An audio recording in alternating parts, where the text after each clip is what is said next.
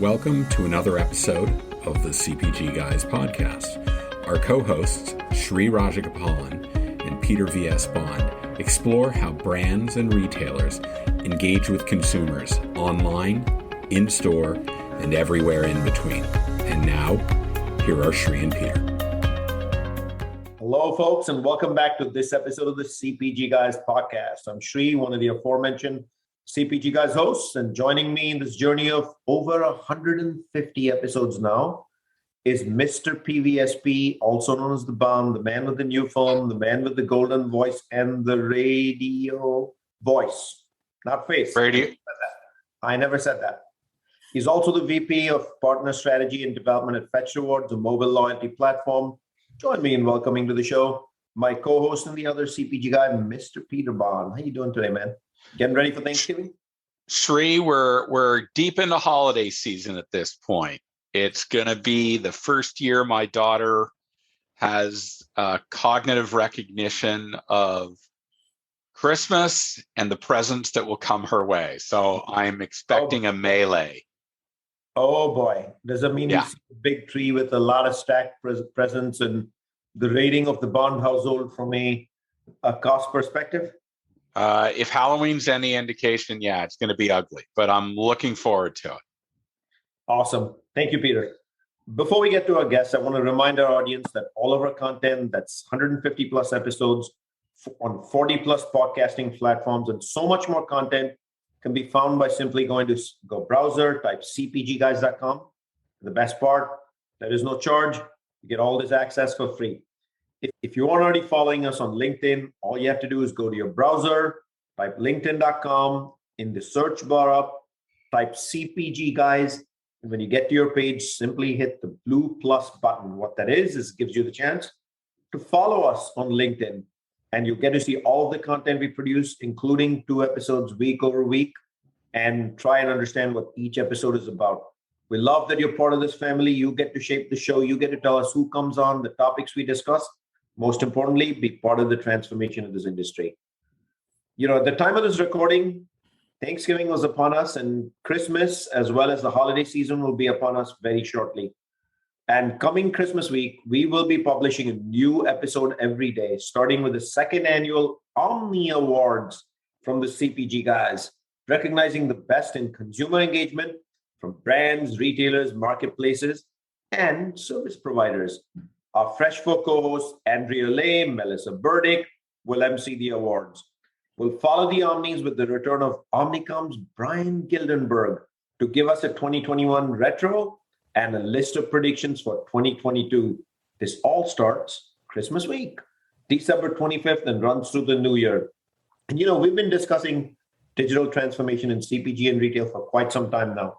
You couple that with trade optimization, which is a must-have in a digital era, and data-driven insights or experiences that drive consumer engagement.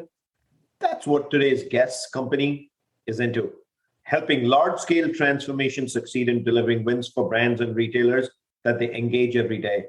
The CPG Guys decided to partner in today's episode with Genpact, a provider of consulting and advanced analytics services that range the spectrum of sales, marketing, and retail.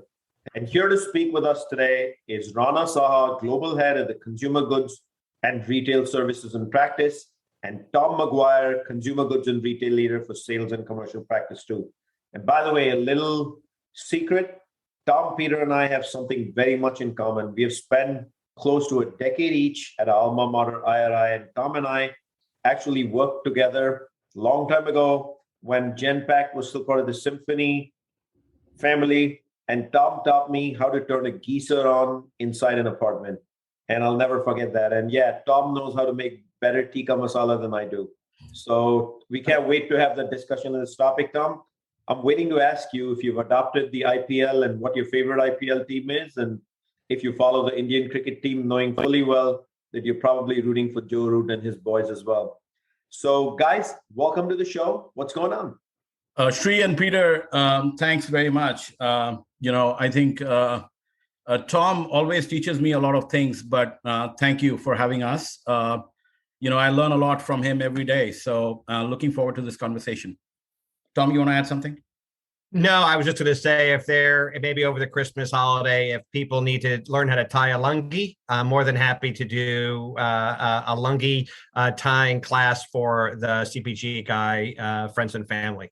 I can also throw a googly as well. So I'm a bit of an anomaly in America. I love cricket and I know Indian attire.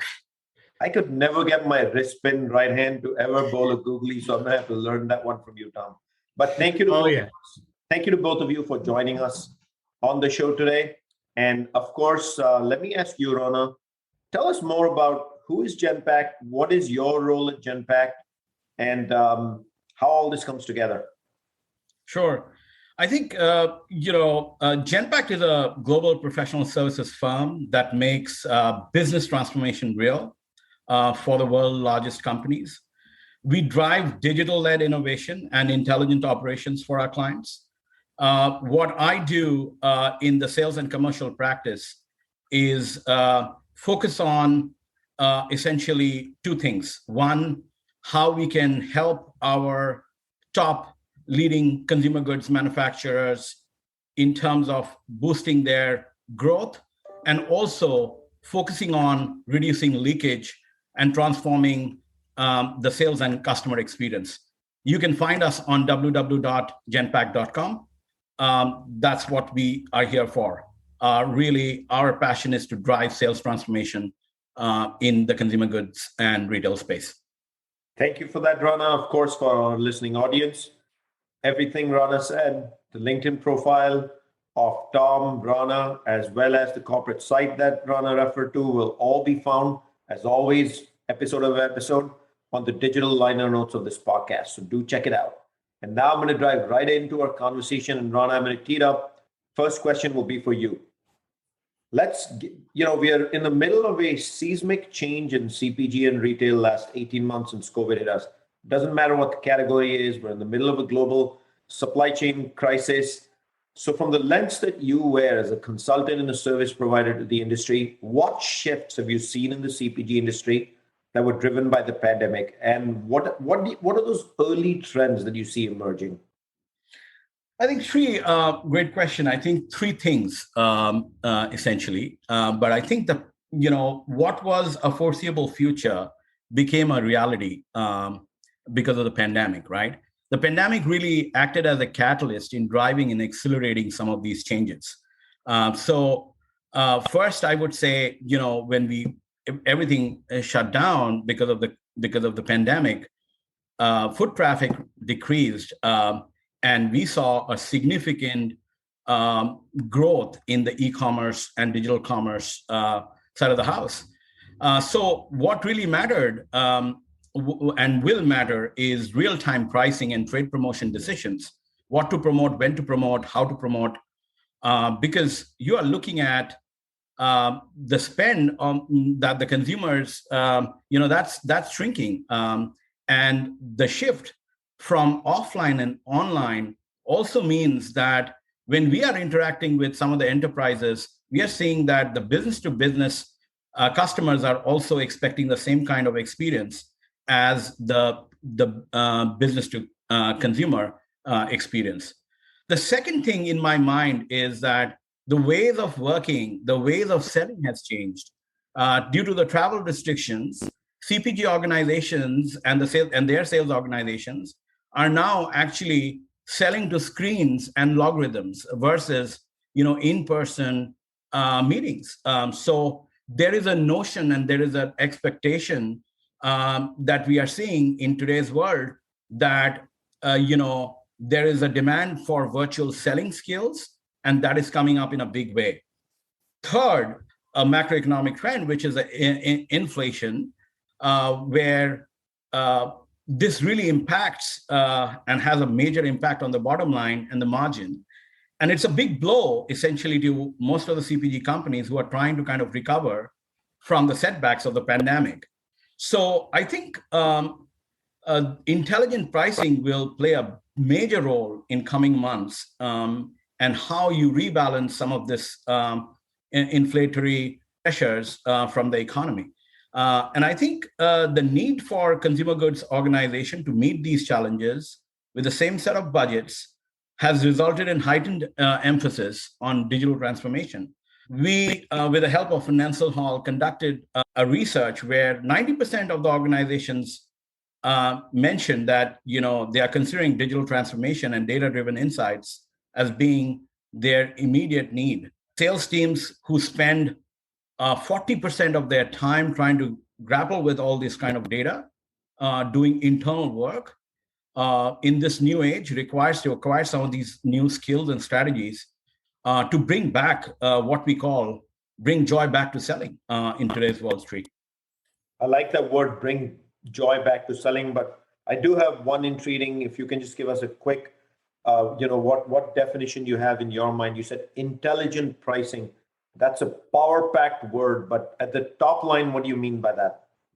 What we mean by that is that in today's world, that how you don't look at past performance because the baseline has changed.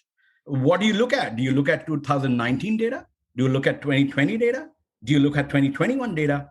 Consumer preferences are changing day by day. Millennials are looking at different aspects when they go for shopping. So, it's a very fascinating journey that we are in. And that's why I think we need to be looking at a multitude of things versus past performance, versus demographics, versus some of our historic ways of looking at pricing. Tom and Rana, thank you for joining us on the CPG Guys podcast, and welcome. Rana, I'd like to go a little deeper into what you just discussed on Shree's question. Specifically, let's look at the pandemic's impact upon sales organizations within CPG manufacturers. From your perspective, what are some of the challenges and opportunities that they are facing? I mean, I certainly have quite a number of ideas in my head, particularly as you mentioned, benchmarking against what as being the comparable. It's pretty challenging, but I'd sure love to hear from your perspective where sales organizations are seeing the most challenge coming out of this pandemic.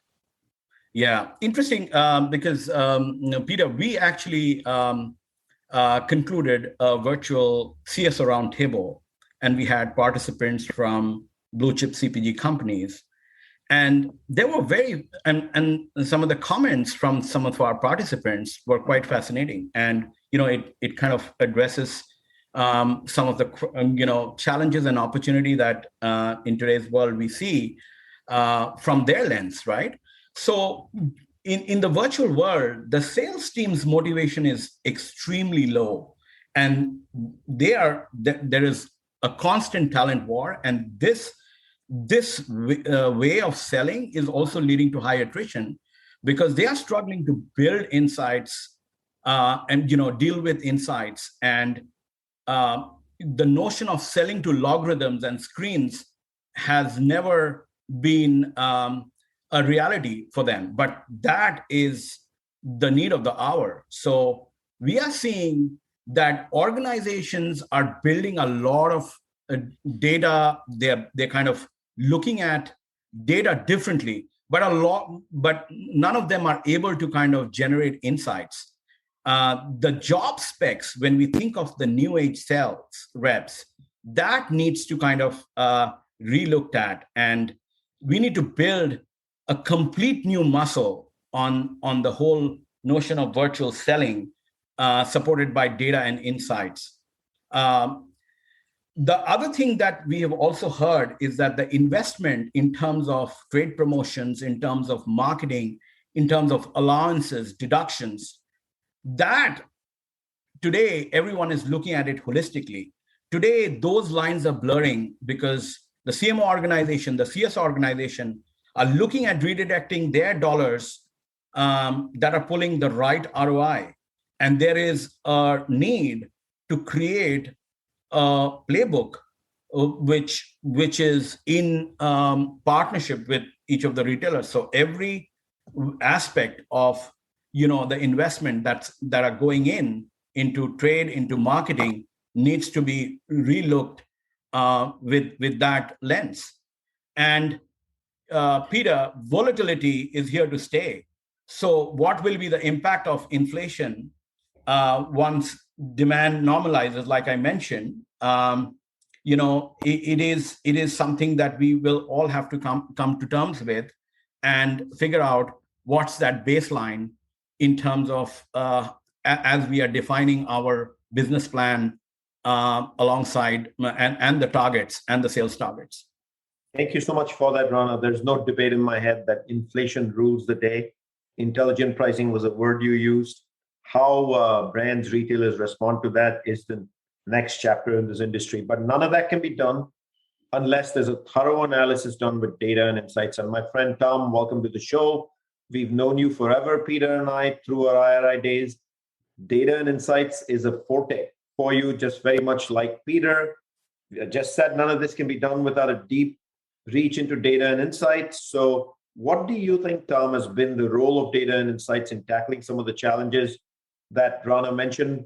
And how do you think it's going to impact the emergence of one of our favorite topics, direct-to-consumer and hyper-personalization, whether it be advertising, whether it be products, shopping lists, whatever the case might be?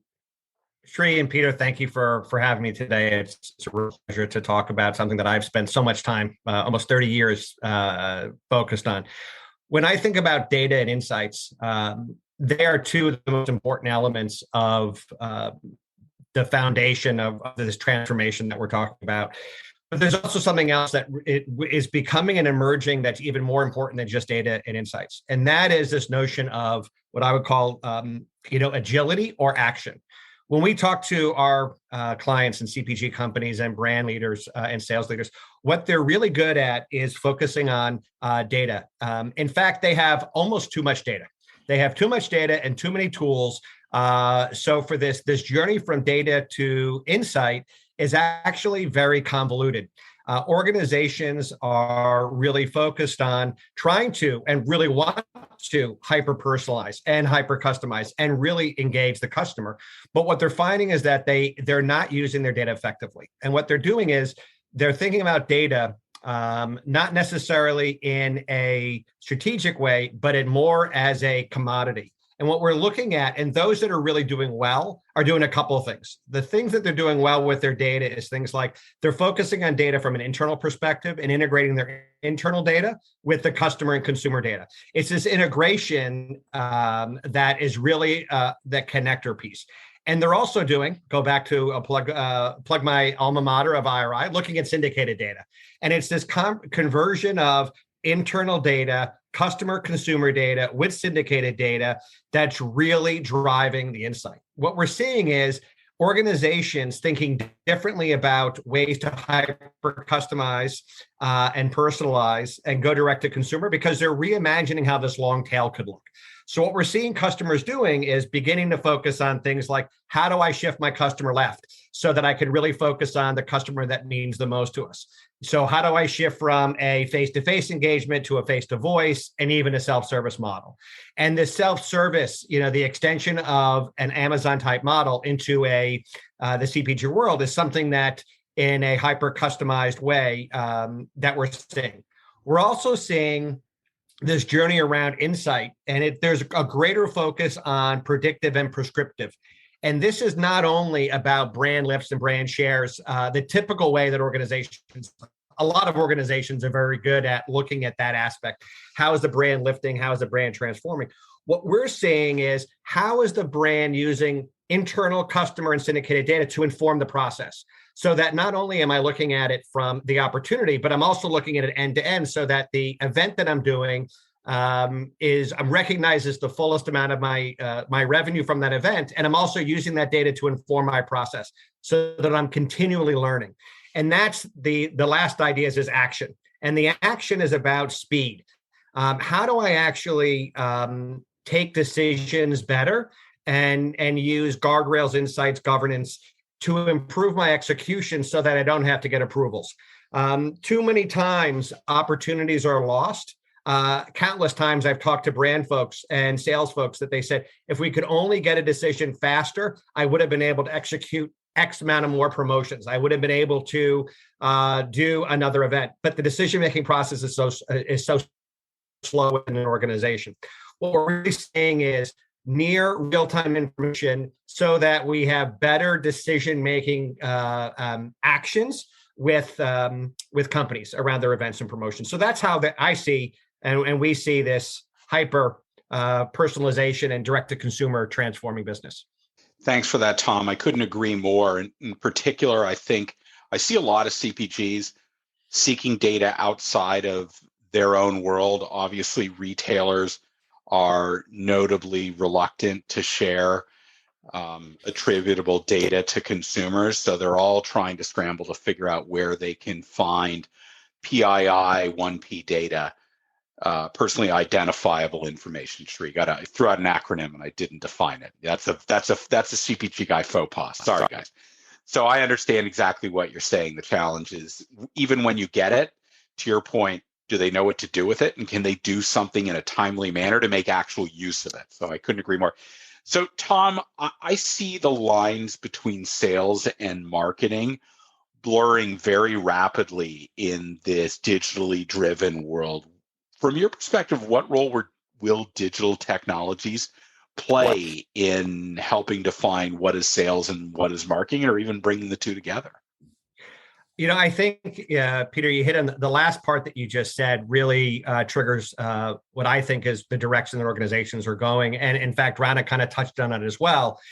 There is definitely a blurring of the lines between sales and marketing. A lot of organizations are talking about things like horizontalization of they're not just thinking in our terms, order to cash or O2C. What they're really talking about and expanding the definition to opportunity to recognition as the true end-to-end. And sales and marketing are the first pots that organizations who are successfully navigating this blurring are doing. They're rethinking how they're positioning their organization, both on a short-term basis and a long-term basis, so that on a short-term focus, they can begin to focus on what needs to get done in order to execute effectively. And then on a long-term basis, they can do a better job at planning. This idea of short-term versus long-term, and rather than defining things sales and marketing, they're looking at time horizons as a way to reimagine how organizations can focus.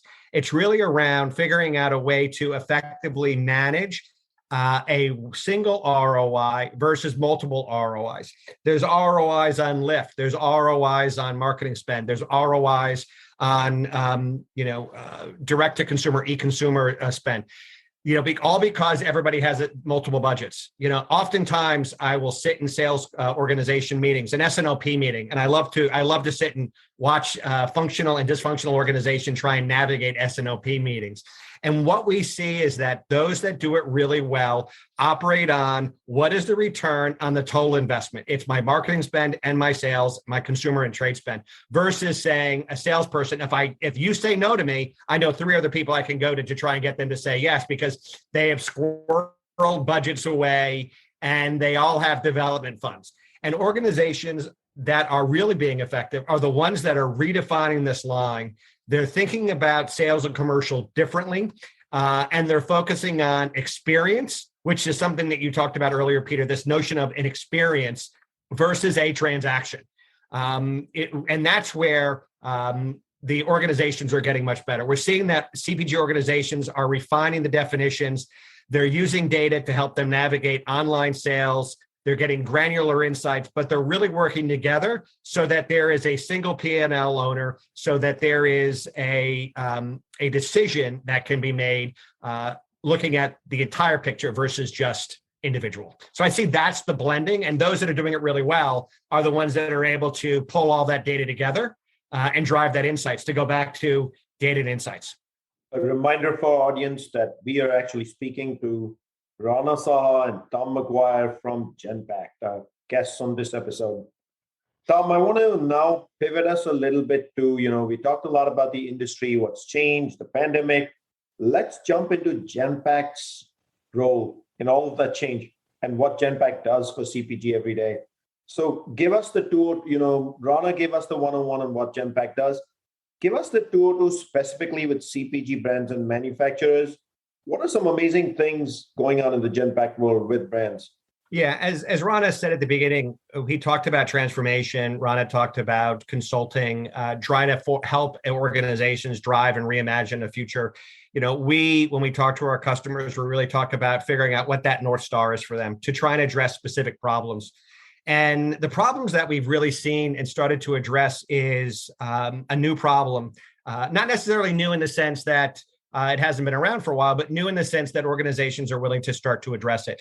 And that is, especially around the sales and commercial organization, what we found through our own proprietary research and workshops with our clients is that sales organizations are spending 30% of their time, at minimum 30% of their time, focused on internal decision-making and not spending enough time with the customer. That when we've done research and we said, and I would challenge anybody to do the following, anybody in a sales organization to ask their team, what are they doing? Open up your calendar, your Outlook, and count how many hours are you in internal meetings. And what we're seeing is that sometimes people are in a typical 40 or 50 hour week. They could be in the meetings internally 30 hours to 35 hours. Some organizations are only spending 30 minutes a week with their buyers. And that's really the problem that we see and the challenges that we're trying to address. We're seeing another thing that's really interesting is that the amount of time that it takes to close a sales call is increasing. And it's not because the buyer doesn't want to spend time buying.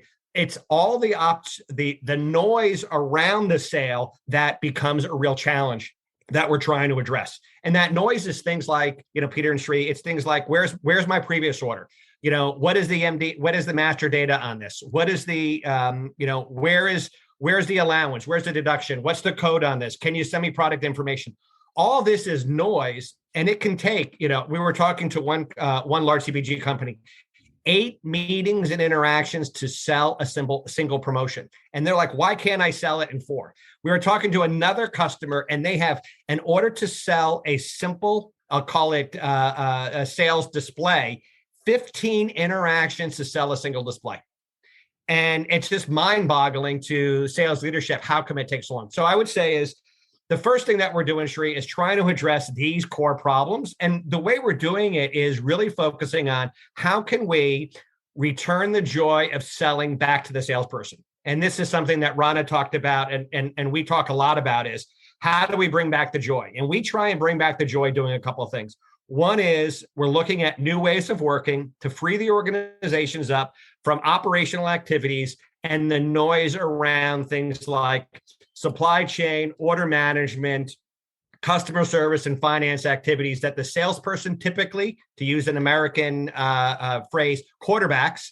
In the world of my world in cricket, it's probably the bowler who's in charge is driving, these activities. And what we're saying is that we need to reframe this model to say that you don't need a quarterback managing these operational activities. These are transactional activities, manual activities that can be managed. So we're really driving with our customers new ways of working and doing it not necessarily from a process lens, but we're doing it from an experience lens. We're making sure that the employee is at the center of that discussion so that we really understand the pain of that employee in order to help drive a better experience, not only with the customer, but internally. And all this is happening, and we're bringing insights and integrated data sets that I've talked about before, and insights as part of this transformation. So those are the things that we're really trying to drive. If I was to say from a use case standpoint, a couple of things that we're doing that I think are really interesting and really exciting is that, we're driving, better integration between the demand signal, supply signal, and capacity planning so that data flows faster, so that decisions are being made. And we're doing that for a large CPG company. For a large bottler, some interesting things we're doing is driving the better visibility on contracts, return on investment of contracts, optimizing execution of contracts. We have one partner that we were working with. It took 45 days in order from the time a contract was signed until get the product, when in fact, we knew we could do it in 12. So we work with customers to figure out how do we go from 45 days to 12. The other things that we're doing that are really interesting are things around, allowances, deductions, connecting sales, revenue management so that pricing, terms, and conditions are better linked so that we can make sure that things are validated, upstream and downstreams are seamless. as well as any leakage deduction is prevented. But I think the most exciting thing, is around which we started with, and I'll end with, is this idea: can we have a salesperson spend more time on sales? We're working models with some customers that are really interesting, where salespeople only sell.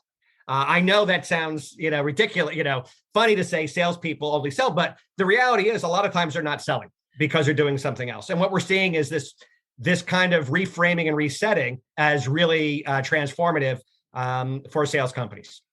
Shri, if I didn't know you any better, I would swear that you're inviting on guests in an insidious effort to try and insert the lexicon of cricket into the day-to-day conversations of the CPG guys. So I'm going to put that aside. Bowlers, he said bowlers. I'm thinking wicket keeper. Oh, okay.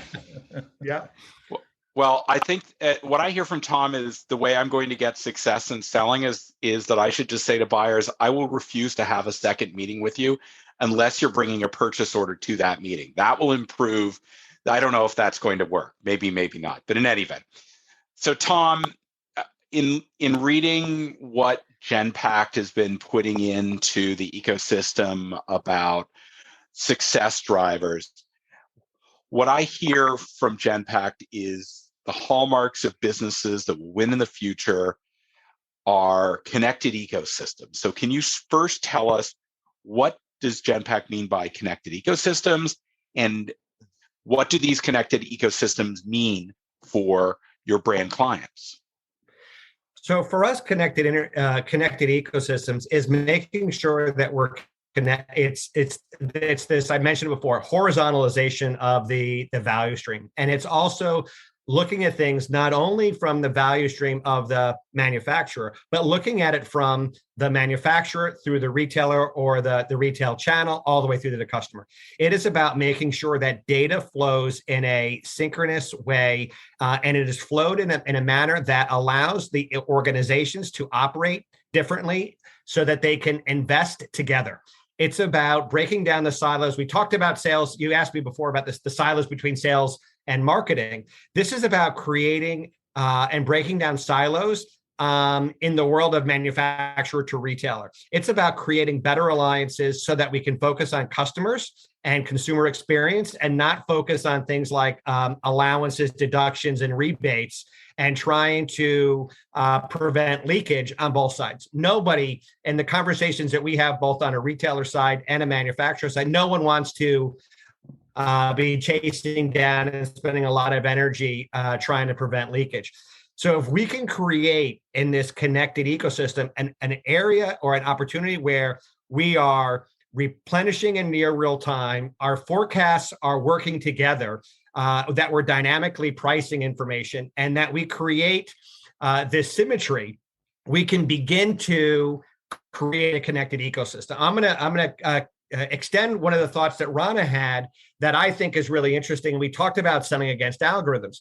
What we're talking to some of our very leading clients and CPG partners with is really leaning into not only going in and selling your product, but actually as a salesperson selling data to transform the algorithms so that that the algorithms that our retailers and retail channels are producing are influenced not just by the data the retailer has, but by the data the manufacturer has as well. And we see a day in which the sales organization is partnering in a collaborative way, in a connected way, in order to have an effective playbook that connects all this together, promotions, trade spend, in such a way that they are operating in a seamless way. We feel that the future is really going to be heavily focused on data, machine learning, AI-based decisions and technology. But as I said before, the other key component is going to be agility and action. Can we create a connected ecosystem built on trust, where data flows from manufacturer to retailer in such a way that there is trust, where the ultimate outcome is a positive consumer experience? And that's where connected ecosystems and how connected ecosystems work from our point of view. Wow, thank you. I'm going to bring this home and head over to Rana now for the next question. And I want to again focus on Genpact.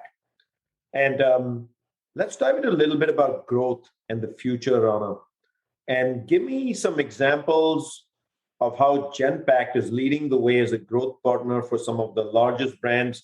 My guess is you're working for a ton of large brands. Tell us who they are and tell us what are specific areas. You talked a little bit about trade spend. Obviously, you referred to intelligent pricing, but what are some of those great things you got going on with larger brands and who are they?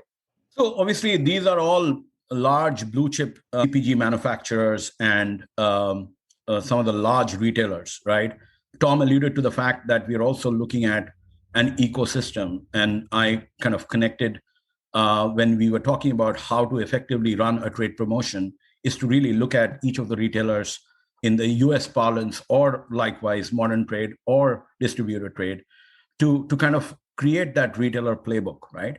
But for Genpact, our value proposition to consumer goods sales organization is one that is human-centric and which is unifocused on driving a very simple agenda.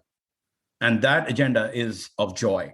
We have a proprietary framework, which is called CSCR, which is essentially customer experience and a sales experience framework, where joy is the outcome of growth of the salesperson.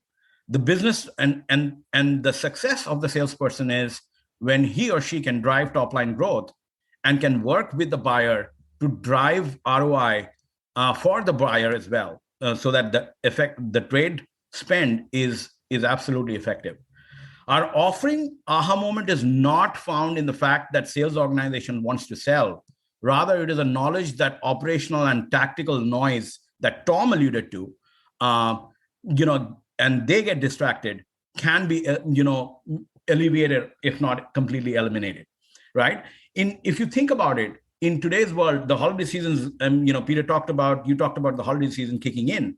When the trucks don't show up, the first person who's going to get a call would be that sales guy. The finance organization will not be able to reconcile something which led to a deduction from a trade fund. They will call the sales guys. So I think they are spending more than 30 to 40% as we are seeing them very closely. So I think in our mind, it is absolutely critical for us to in order for us to propel the growth for our clients in the CPG and retail space, we think that there is a need to retool and reskill and focus on the future of sales. And Genpact is catering to that need. And we are focusing and investing heavily in building a virtual selling framework, which will enable the CPG companies to kind of be ready for this transformation, which is very, very different from what they have seen in the past. Shri, did you hear that? Their focus outcome is joy. And I love that, because honestly, that's why Shri and I do this podcast. It's to educate and bring joy to people in our industry because they get to learn more. And there's no two people that learn more from this podcast than the two of us. So Peter, that's wonderful. Today is December the 4th, and it's the season of joy, 3 weeks away to Christmas. Ho, ho, ho. Anyhow, Rana, let me close this out with you. We talked a little bit about how you're helping brands grow. Would love to know how Genpact is planning to grow over the next 5 years. Where you mentioned a little bit about the investment, but where do you see your investments helping drive your business by in turn driving your client's business? Thanks, Peter. So I think, we are seeing, we are very well poised. The sales and commercial business within Genpact is growing 40% year on year. We just announced our Q3 revenue. We're just over $1 billion this last quarter, Q3. So all that is good. And we aim to kind of, work very closely with the CPG and the retail industry. And we are focusing on 3 things. First, we are really investing and focusing on creating this entire virtual selling framework, which ties to bringing joy back, keeping the customer and the sales organization in mind. We're also building this entire platform and the connected ecosystem with help of multiple partners, because I think we cannot solve all the problems, but jointly we can, and that's the endeavor of this entire ecosystem. And what we are also doing, because we are right in the middle as operators, we are seeing there is a lot of redundancy between the manufacturers and the retailers. So we can sit in the middle. Some of the points that Tom talked about data and insights. So how do we not just focus on keeping the information within the four walls with certain permissibility limit, with certain data security? The insights can be extremely valuable so that it can benefit both the CPGs and the retailers. So that's how we think of, when we think of this entire ecosystem. And lastly, we are investing heavily on some of our digital solutions like Cora Sales Assist. And we are also building, trying to, invest heavily on building our own gene pool of digital talent. So very, very excited for 2022 and beyond. And I think that's what our growth trajectory looks like in the next 5 years, Peter. First of all, Rana, congratulations. But I can't let this episode close with you saying gene pool of digital talent and not ask you for what that means. So what that means essentially is that, we have a program that we are running internally, which is called Genome. And everyone, including myself, Tom, we are expected to kind of update ourselves, because if we don't update ourselves in today's world with all the latest and greatest, because 5 years back, these were all buzzwords, but in today's reality, they are not. And we have leveraged these technologies to make meaningful impact that Tom and I have been part of. And those are the real transformations that we have seen by using some of the technologies, which is data, augmented reality, artificial intelligence. They are no longer buzzwords.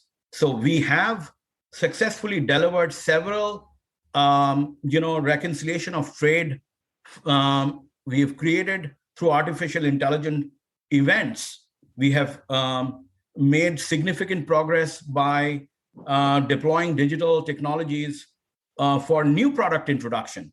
So it's been a fascinating journey where we've lived and we've made tangible impact to that journey. Peter, I'm just glad Rana used my favorite word, artificial intelligence. What do you think? Is my digital thermometer for the turkey considered to be artificial intelligence, or no? Oh, never mind, Sri. No, I'm with you on this. Sorry. But, congratulations to the two of you and Genpact for an awesome 18 months over the pandemic. Also, I had fun, an episode these days without the use of the word artificial intelligence doesn't exist. But I love it when people take time to explain what the connection is with everyday life that you did. I love the word Geno and what y'all are doing there in terms of upgrading the skill set, because a much needed skill set go forward for anybody in any level of management, no matter what you do. If you ain't there today with the digital norms, you ain't there with the population and you get left behind. Also love the examples of where y'all are diving deeper in. Tom, earlier when we talked about data and insights, right up front, opinions on direct to consumer, and that'll shape and hyper-personalization, the blurring of the lines between sales and marketing, which I deeply believe everybody needs to be a marketer in the future. And digital is certainly changing the game because you have retail media for the first time. What a power-packed episode, Peter. Any thoughts? Sri, we touched on all of my favorite topics.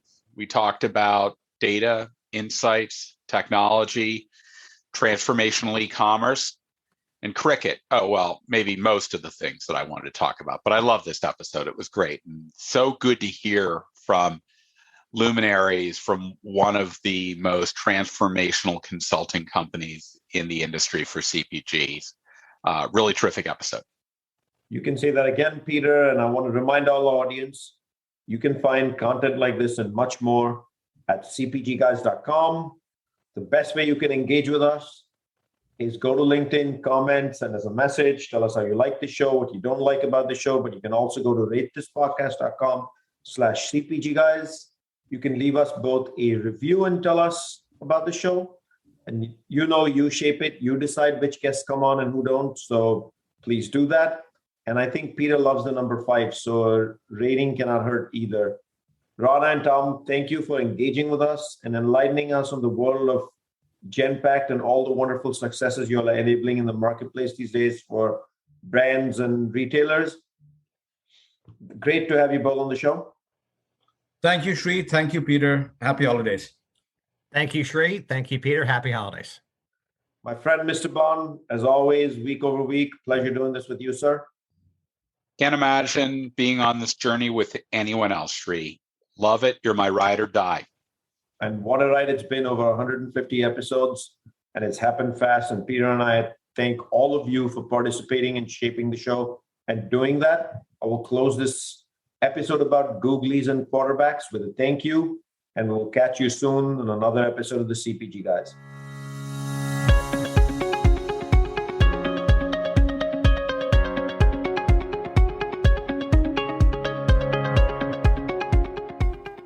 The content in this podcast episode is provided for general informational purposes only. By listening to our episode, you understand that no information contained in this episode should be construed as advice from CPG Guys LLC or the individual author, hosts, or guests, nor is it intended to be a substitute for research on any subject matter. Reference to any specific product or entity does not constitute an endorsement or recommendation by CPG Guys LLC. The views expressed by guests are their own, and their appearance on the program does not imply an endorsement of them or any entity they represent. The views expressed by CPG Guys LLC do not represent the views of their employers or the entity they represent. CPG Guys LLC expressly disclaims any and all liability or responsibility for any direct, indirect, incidental, special, consequential, or other damages arising out of any individual's use of, reference to, or inability to use this podcast or the information we present in this podcast.